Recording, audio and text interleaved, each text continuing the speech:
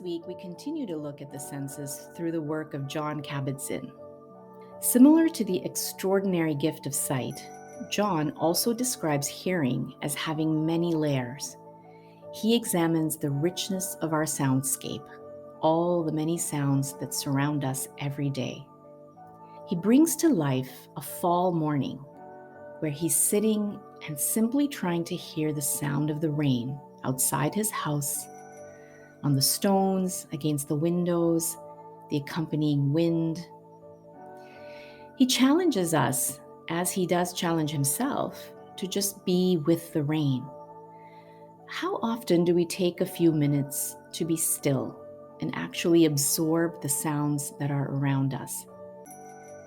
Unlike our eyes, we can't close our ears as easily to sounds, and they always filter into our consciousness.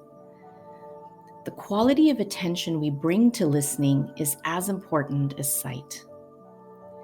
What would we lose by just taking a few minutes each day to hear things differently? And what are we losing by not doing so? In the soundscape, we can have a confluence of sometimes contradictory sounds.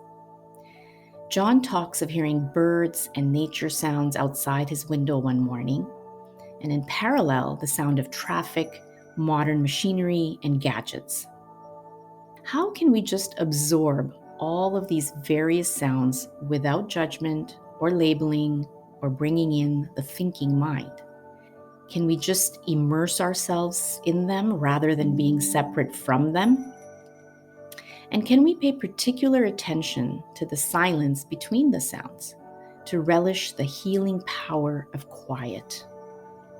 Silence, which we rarely get to experience in our world, is not just a lack of sound. It has its own aliveness that nourishes us deeply if we allow it to do so. Outside of the general soundscape, two particular types of sound came to my mind while reading Kabat-Zinn's work: music and conversation. Music is often called the universal language, as it goes beyond knowing any particular vocabulary. It appeals to us across cultures and races.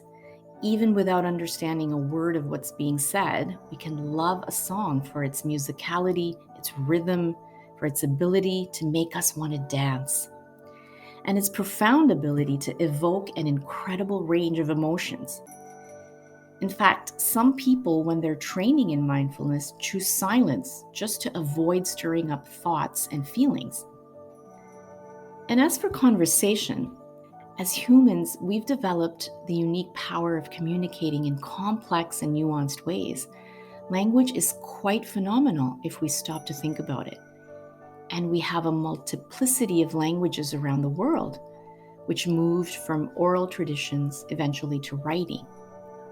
Verbal communication makes up a vast majority of our day-to-day lives. We take in all kinds of words through television, videos, emails, tweets.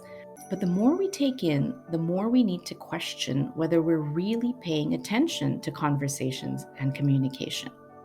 Are we actually listening to what another person is trying to convey, or are we letting our own thoughts get in the way?